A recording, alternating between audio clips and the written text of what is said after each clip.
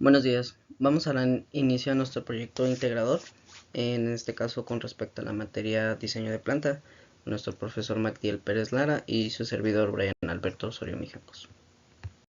Aquí tenemos los temas con respecto a nuestro proyecto integrador, el cual pues vamos a tener aquí nuestro contenido, ¿verdad? O lo que vamos a ir exponiendo en cada diapositiva. Vamos a explicar el método de planeación sistemática de la distribución y vamos a explicar también sus bases, la diferencia entre el diagrama de flujo y el del recorrido. Vamos a mencionar algunos ejemplos que pues en donde se utiliza el diagrama de flujo y vamos a mencionar otros en donde se aplica el de recorrido. Vamos a también los 5 tipos de mermas que existen y describir cada una para pues tener un poco más de conocimiento con respecto a esta materia y cómo influye la gravedad en el manejo de material. ¿Qué es el método de planeación sistemática de la distribución? Esta es nuestra primera pregunta de nuestro proyecto integrador y pues es conocido por sus siglas en inglés Systematic Layout Planning, SPL, que es una herramienta que es utilizada para la eficiencia de los recursos, organización de las áreas de trabajo como también equipos de la industria.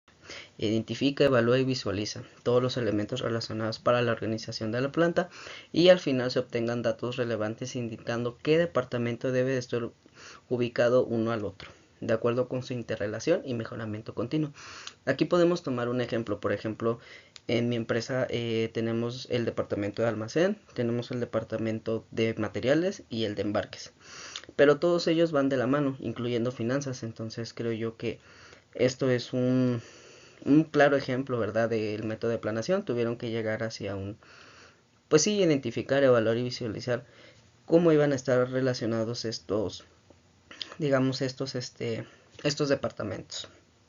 Pero bueno, ha sido utilizada para la resolución de problemas, de distribución en planta para criterios cualitativos entre las áreas y cuantitativos de las dimensiones de la planta. También evalúa la comodidad de los trabajadores y el flujo del material, como también existen algunos objetivos dentro de ella, que es identificar los factores que afectan a la distribución, minimizar el número de personas requeridas para las operaciones y reducir los costos de mantenimiento. Esto es lo que realmente tiene como objetivo el método de planeación. Bueno, ahora vamos a seguir con las fases del método de planeación sistemático de la distribución. En este caso, pues este tipo de método cuenta con 4 fases al ponerlo en práctica y no es necesario terminar para empezar la siguiente, o sea, podemos dejarlo pues con esta ventaja, ¿no? Como que empezar una, irlo detallando, irnos con la otra y a lo mejor pues crear nuevas ideas, ¿verdad? Tenemos la fase 1, que es la localización. En este caso se manejan datos de entrada básicos. Se selecciona dónde se va a instalar la planta a distribuir, cumpliendo con los espacios necesarios. Pues es importante que si nosotros tenemos ya una medida estructurada de nuestra planta o cómo vamos a hacer la verdad nuestro croquis, pues obviamente que necesitamos un terreno en el cual pues cumpla con los espacios necesarios para que nuestra planta o empresa pueda llevarse a cabo. En el caso de una planta nueva se busca una ubicación geográfica donde pueda ser competitiva, o sea, tener un área en donde pues pueda ser fructuoso para que nuestros procesos puedan, inclusive a lo mejor se pueda recomendar por ciertas personas que pasen por ahí o no sé, ¿verdad? Es muy importante la localización, al igual que las otras fases, ¿verdad? Pues todo es muy importante para que esto se pueda llevar a cabo. Para nuestra distribución se delimita si la planta se mantendrá, ¿verdad?, en el área actual o se trasladará a otro sitio. Esto es importante porque si por ejemplo no cumplimos o nosotros nos basamos a que pues pueda quedar ahí oportuno nuestra empresa y posiblemente no se hayan detalles más adelante estéticos y por lo cual pues nos tendremos que trasladar a otro sitio por X o por Y, por cualquier variable, entonces ahí es donde pues a lo mejor nos crearía una pérdida, ¿verdad? Pues imagínense trasladar maquinaria, etcétera, pues está un poquito complicado. La fase 2 es la planeación general total, se establece el patrón del flujo que se seguirá, el área a organizar, por ejemplo, el tamaño del área total, las relaciones con otros departamentos o campo de manera general y la configuración de cada actividad principal. Por ejemplo, en este caso, pues en mi empresa, ¿verdad? Ya está todo bien alineado, pero me ha tocado ver cómo los ingenieros estructuran las medidas para saber cuánto va a abarcar el espacio dentro de la empresa, ¿verdad? Porque pues se va actualizando, o sea, no es como que pues los clientes se van actualizando, van llegando nuevas propuestas de trabajo, etcétera. Entonces ahí es donde pues tenemos que hacer una planificación exacta para no, pues digamos, no influir en las demás, en los otros departamentos de que, ya te voy a quitar un cachillo de espacio, ¿no? O sea, de que tenga que quedar en esa actitud. Y se obtiene como resultado un croquis de la futura distribución de plantas sin preocuparse por los detalles. A esto es a lo que, este es el objetivo de la planeación general total. Y tenemos la fase 3, que es la planeación detallada, es donde se elaboran los diseños con una descripción más detallada de las áreas, donde se ubicará cada equipo, maquinaria, puesto de trabajo, o sea, todos los elementos que participan en un proceso o procesos. También nos permite conocer tiempos, volúmenes, equipos y costos. En esta fase, pues ya es como que ya estamos dentro de la empresa, ya estamos, ya sacamos la planeación general de más o menos las áreas, y ahora aquí en la planeación detallada es cómo vamos a meter estos equipos, cómo vamos a organizar cada puesto de trabajo, quiénes se van a encargar de hacer eso, quién son los elementos que participarán en este procesos. Hablando sobre mi trabajo, pues aquí tenemos el área de pues como lo había mencionado, ¿verdad? Almacén, está finanzas, materiales, y cada departamento tienen una relación entre sí, pero obviamente que hay un encargado para cada uno, no es como que hay una persona para en totalidad, sobre todo sería mucho trabajo.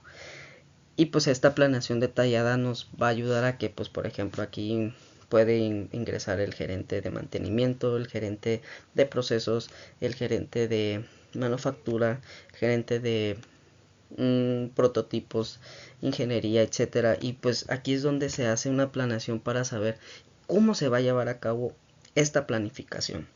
Y tenemos la fase 4, que es donde ya está en la instalación, procede a la implementación del diseño seleccionado en la fase 3, como pues lo estábamos mencionando. En esta fase, se supone funcionar el plan previo con los movimientos necesarios de equipos, maquinaria, puestos de trabajos. Se realiza la evaluación, monitoreo de que se debe supervisar que la instalación se haga de acuerdo con el plan establecido. Aquí en esta fase 4 ya es como que nosotros ya llegamos al acuerdo de que no, pues en el área de corte se va a ocupar unos, no sé, 50 por 40, y pues en esa el ingeniero se tiene que encargar de que sea establecido, se monitoree, se supervise y que la instalación esté establecido, recuerdo a nuestro croquis que ya hemos establecido en la fase 1, en la fase 2. Y pues estas son las fases, de planeación sistemática de la distribución. Bueno, ¿cuál es la diferencia entre el diagrama de flujo y el de recorrido? Primero que nada, el diagrama de flujo es una herramienta gráfica que es fácil de entender cómo encajan los procesos, y es utilizado para visualizar detalladamente todos los pasos de un proceso, que se presentan mediante símbolos. Aquí pues podemos ver del lado derecho tenemos diagrama de flujo de un proceso de selección de personal, y aquí vamos viendo cómo las flechas y los símbolos nos van indicando cómo se va detallando pues este concepto, ¿verdad?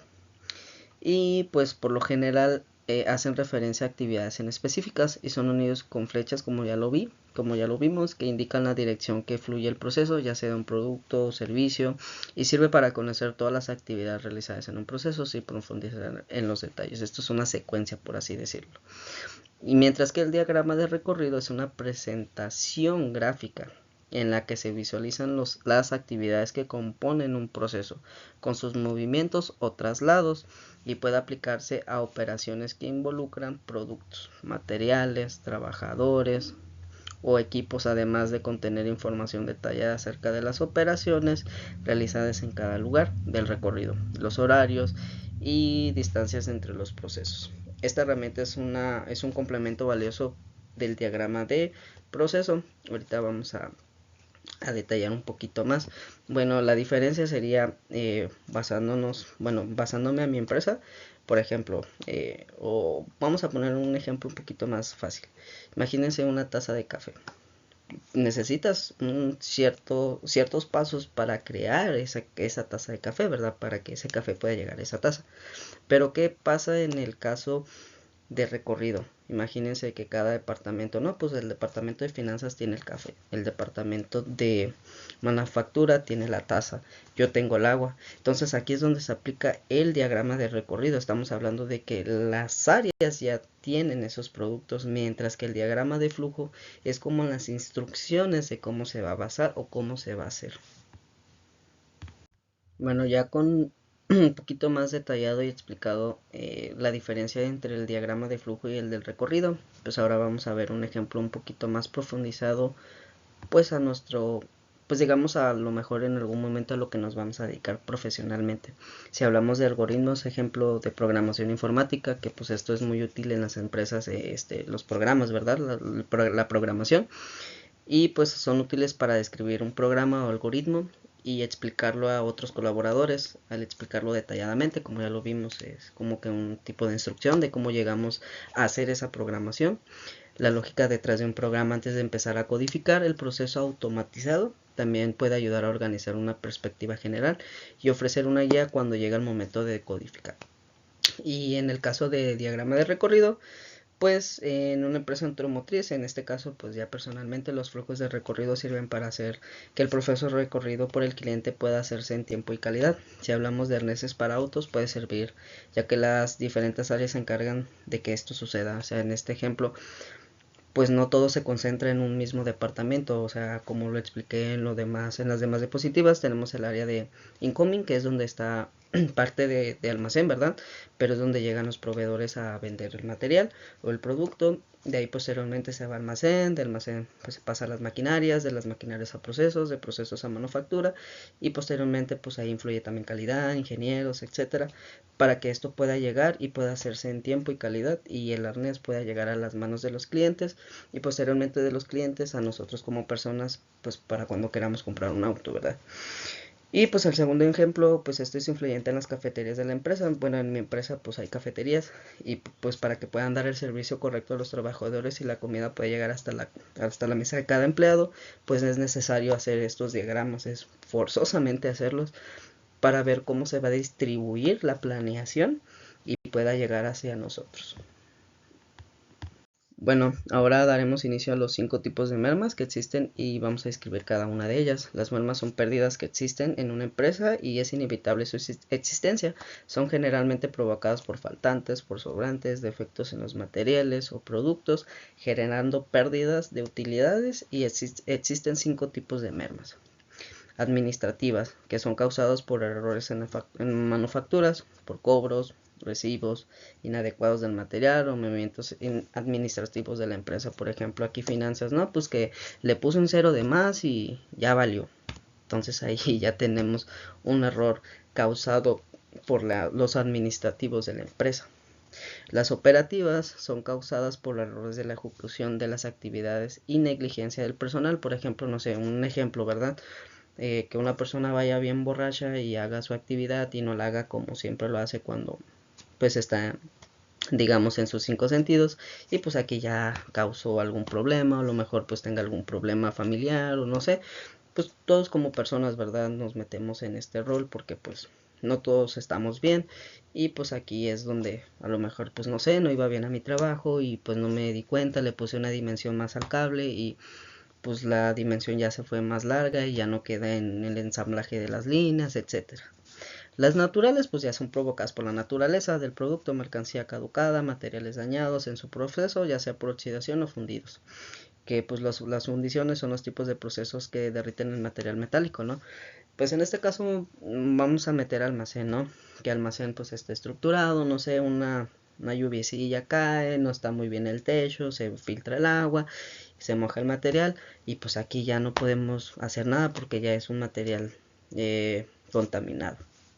La extracción son mermas de robo tanto como de material como de efectivo. En este caso, bueno, me ha tocado ver ejemplos en mi empresa que se llaman cables. Hay cables muy valiosos que tienen pues cobre, ¿verdad? Son gruesos. Manejamos un calibre muy ancho que es un calibre 50, que es el calibre más largo, bueno, digamos con mayor longitud y dimensión, que pues es algo un poquito más caro. Entonces me ha tocado ver personal de cómo se llevan este tipo de materiales y pues crea pues sí, una pérdida para la empresa, ¿verdad? Y pues por último tenemos la de producción, que son causados por el desperdicio generado en la manufactura de un producto, que esto es lo que pasa, me ha tocado ver cuando inician las líneas o arrancan, que van a empezar a crear el arnés. Por ejemplo, no sé, Volvo quiere que hagamos el nuevo carro GT 511, un ejemplo, y pues para crear este GT pues tenemos que, pues sí, tenemos que, como dice aquí, es inevitable su existencia de esto, porque ya que pues hacen contratación de nuevos empleados, estos empleados pues no están capacitados para hacer, empiezan a crear el desperdicio generado, y pues es necesario para poder eh, llegar a crear nuestro arnés como realmente quiere el cliente. Y por último tenemos cómo influye la gravedad en el manejo de material. Bueno, aquí tenemos este ejemplo, es sobre pues una cementera, ¿verdad? En las industrias cementera influye con la fuerza de gravedad en las rampas de transportar el material. O sea, al momento de que el material va subiendo, ahí se va aplicando pues, la gravedad, ¿verdad?